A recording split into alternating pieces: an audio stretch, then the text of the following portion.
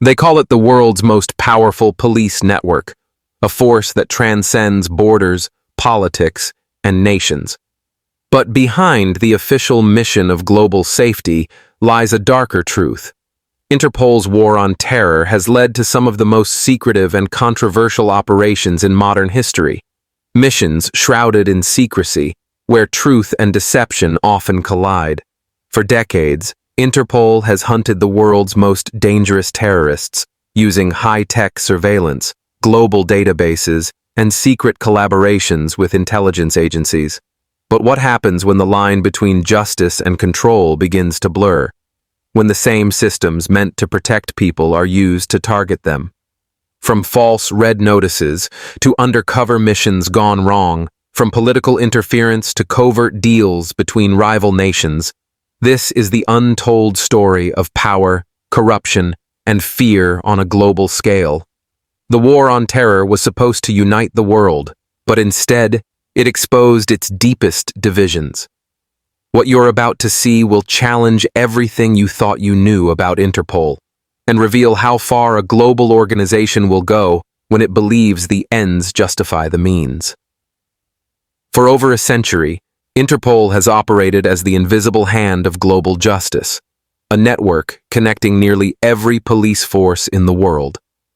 From its headquarters in Lyon, France, it monitors criminals, tracks fugitives, and coordinates cross-border arrests that no single nation could pull off alone. To the public, it's the ultimate symbol of international cooperation. But behind the polished image and blue emblem lies a complex reality, one filled with secrecy, controversy, and quiet power. In the years after 9/11, everything changed. Interpol's focus shifted from ordinary criminals to global terrorists, launching a new era of intelligence-driven warfare. Armed with advanced technology, massive biometric databases, and partnerships with world powers, it became a silent force in the shadows, identifying, tracking, and sometimes disappearing people in the name of global security. But that power came with a price. Governments began exploiting Interpol's systems to pursue their enemies under the guise of anti-terrorism. Innocent people were flagged as extremists, journalists branded as fugitives, and political dissidents hunted beyond borders. Today, questions are being raised worldwide. Is Interpol still a guardian of justice, or a weapon of control? Behind the public announcements and diplomatic smiles lies a truth too dangerous to ignore. This is where the real story begins. Inside Interpol's most controversial operations, where global policing meets politics, and the difference between hero and villain becomes impossible to see. It began quietly, far from the chaos of the headlines. In the early 2000s, after the September 11th attacks reshaped global security, Interpol faced immense pressure to adapt.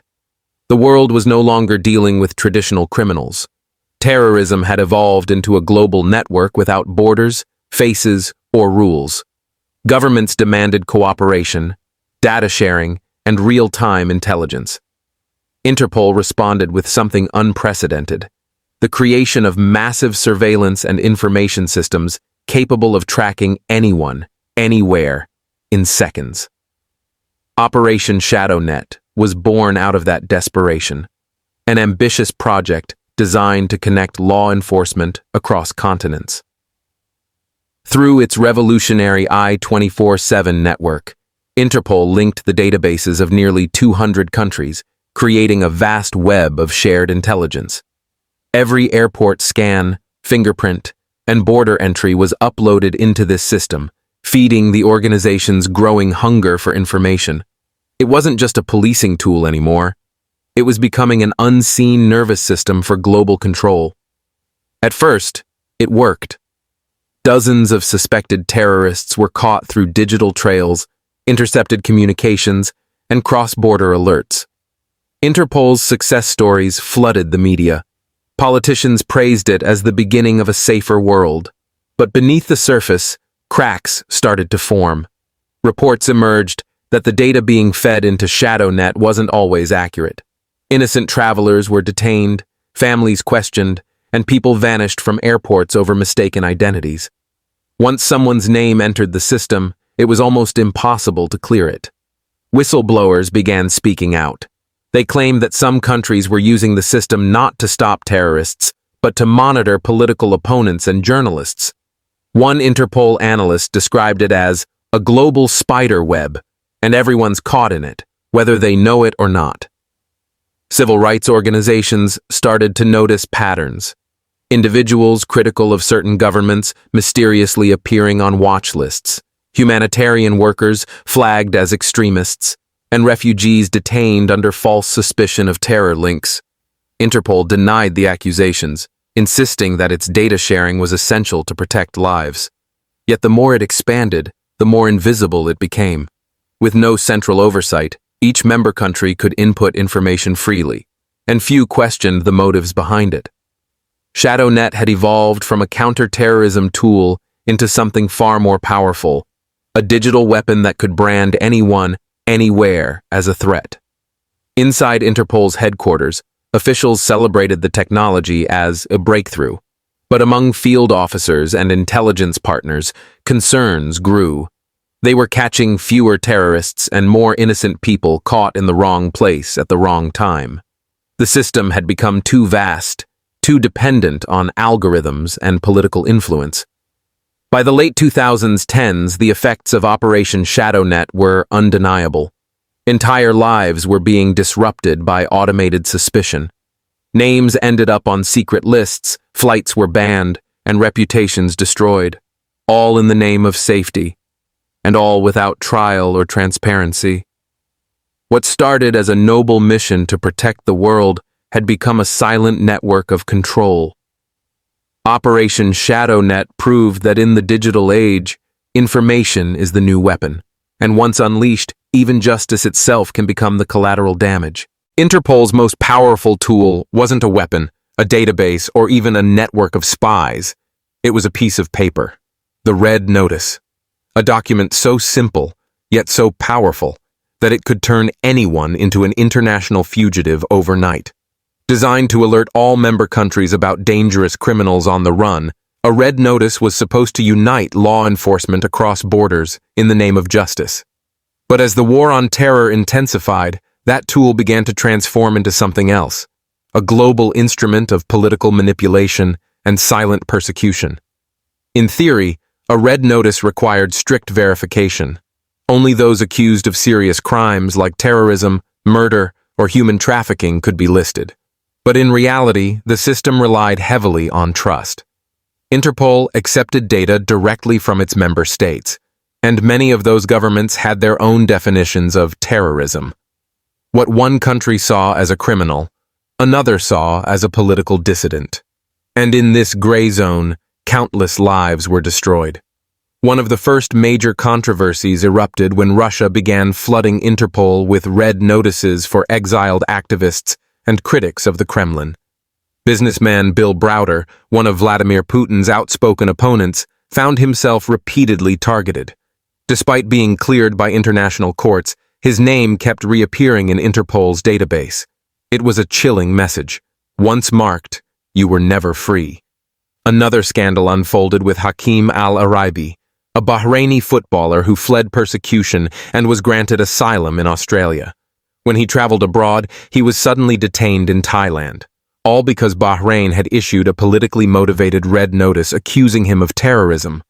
Global outrage forced Interpol to revoke it, but the damage was done. The system meant to catch terrorists had been weaponized to silence innocent men. Inside Interpol, whispers began spreading among senior officials. Some wanted reforms, calling for stricter oversight and independent verification. Others argued that rejecting member countries' data could fracture global cooperation. The tension grew, and the cracks widened. By 2018, journalists and watchdogs began uncovering how authoritarian regimes were exploiting Interpol to extend their reach beyond borders. Turkey, China, and several Middle Eastern governments had submitted thousands of notices targeting journalists, human rights defenders, and exiled opposition leaders, all under the pretext of fighting terrorism.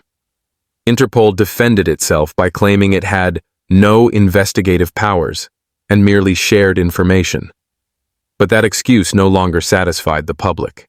Innocent people were being detained, interrogated, and even extradited based on notices that should never have existed in the first place. Every red notice carried the weight of an accusation that crossed oceans. Yet few could challenge it. There was no trial, no defense, no explanation.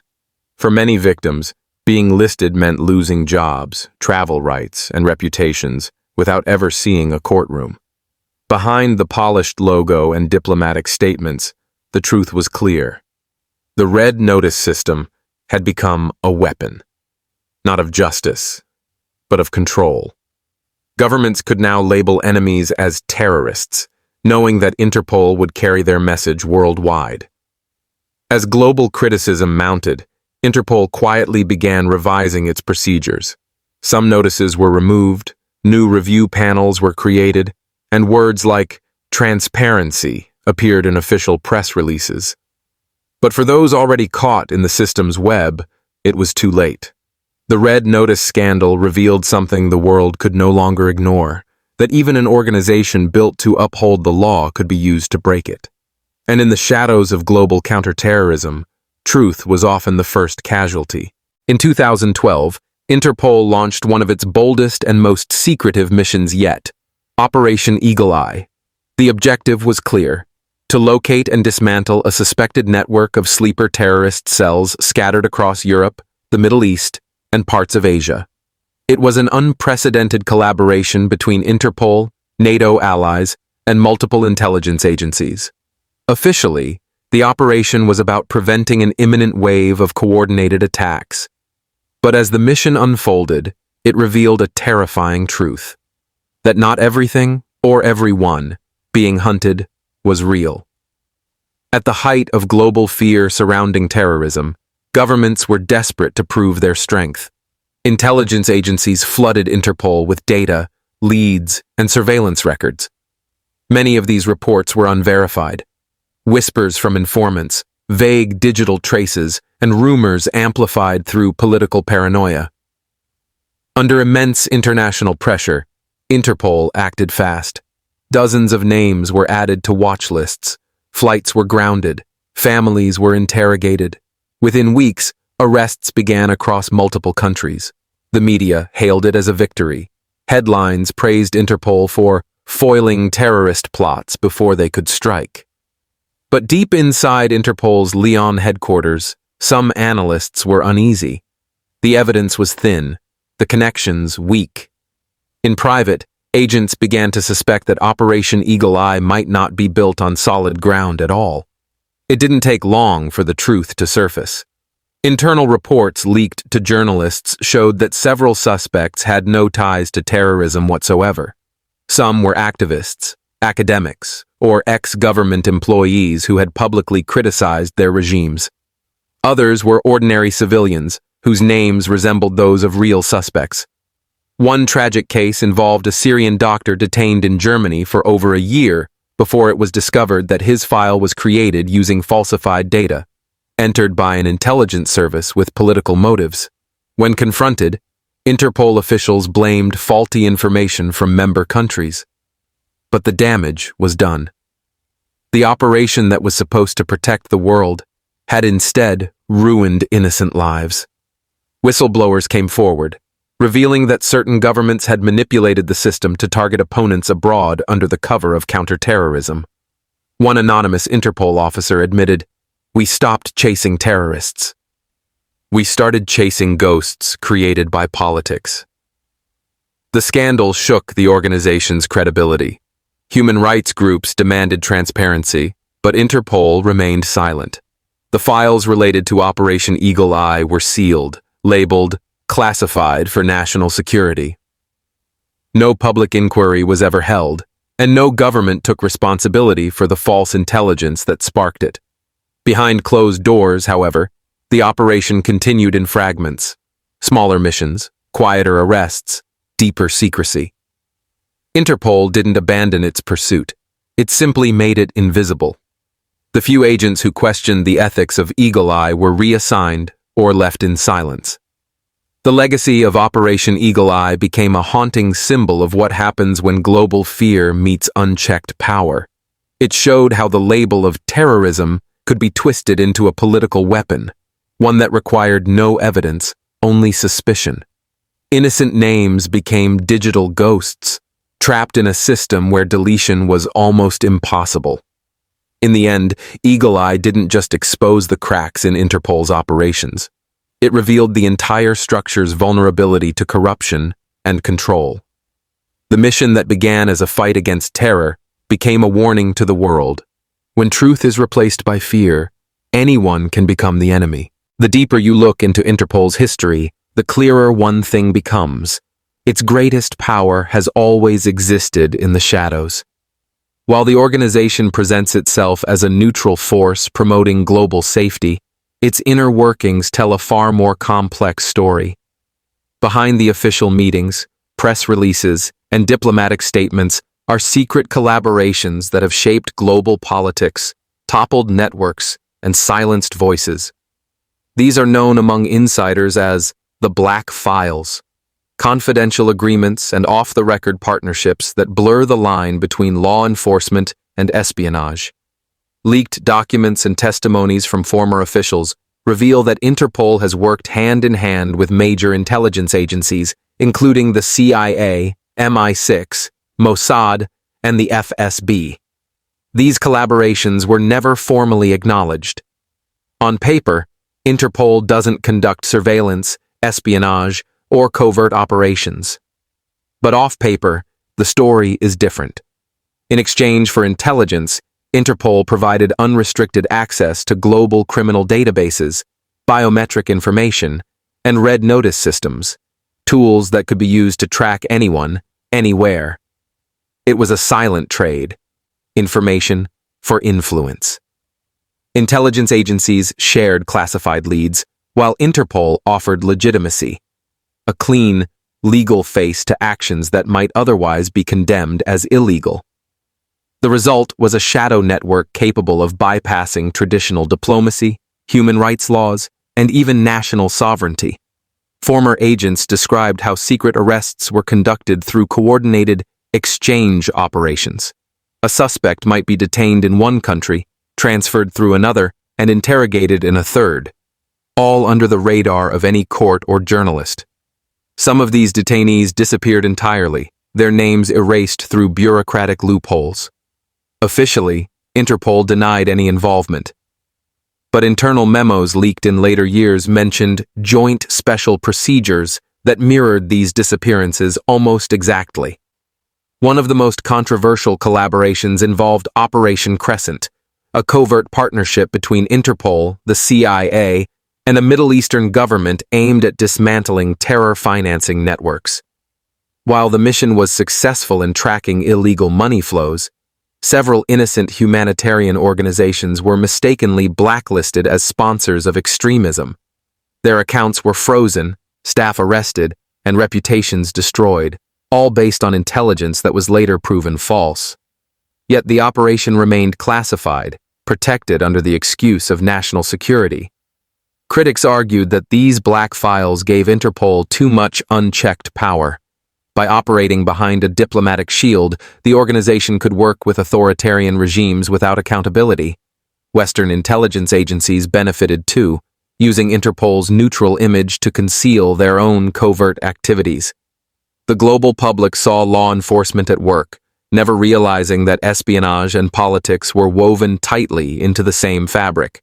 Insiders who tried to expose these secret deals faced immediate pushback. Whistleblowers were silenced, reassigned, or accused of breaching international security protocols. Few ever spoke publicly, but fragments of their testimonies still surfaced in investigative reports. They described Interpol's Lyon headquarters as a fortress of silence, a place where files could be opened by anyone with the right clearance, but closed to anyone asking questions. To this day, the full extent of these black files remains unknown. What's clear, however, is that they changed the nature of international policing forever. The idea of neutrality, once Interpol's proudest principle, was replaced by quiet cooperation with the world's most powerful intelligence networks. Interpol still denies any involvement in espionage, but the truth hidden in its archives suggests otherwise. The organization that promised transparency built its empire on secrecy, and in the war against terror, secrecy is the most dangerous weapon of all. When the world finally began to question Interpol's silence, it was already too late. The web had been spun so intricately that even governments couldn't tell where global policing ended and secret operations began. The final chapter of Interpol's most controversial hunt wasn't about catching terrorists. It was about controlling the story. What the public saw was a victory narrative: international cooperation, dangerous fugitives captured, and global safety restored. But behind that polished image lay a haunting truth. Innocent people had vanished, and accountability had vanished with them. It started with whispers. Journalists in Europe and Asia began connecting dots between mysterious disappearances, extraditions, and Interpol red notices that were never reviewed. Human rights organizations demanded answers about the misuse of the red notice system, where political dissidents and journalists were being labeled as terrorists. Countries with authoritarian regimes had learned to manipulate the system by branding their enemies as international threats. They could have Interpol do their bidding, all under the cover of legality. One such case was Dr. Samir al-Khatib, a Middle Eastern academic who criticized his government's human rights violations. Within weeks, his name appeared on Interpol's wanted list for terror financing. He was arrested in Europe, detained for months, and only later cleared when evidence revealed that the charges were fabricated. By then, his reputation and career were destroyed. His story became a symbol of how easily justice could be twisted by political interests when global policing lacked oversight. As investigations deepened, leaked reports suggested that some high-ranking Interpol officials were aware of these abuses but chose to remain silent. The organization's leadership defended itself, insisting that the system was only as accurate as the data supplied by member states. It was a convenient excuse, placing the blame on governments while avoiding any responsibility for verification. Yet the truth was far darker. Some insiders claimed that Interpol knowingly approved certain requests from powerful nations in exchange for funding, political favor, or strategic cooperation. Then came the Lion leak, a massive digital breach that exposed confidential communications between Interpol's top brass and intelligence agencies. The documents revealed internal discussions about politically sensitive red notices, covert renditions, and even coordination with blacklisted governments. One message chillingly stated, "We cannot interfere with state security requests, regardless of their nature." That single sentence shattered the myth of neutrality that Interpol had clung to for nearly a century. Public outrage followed.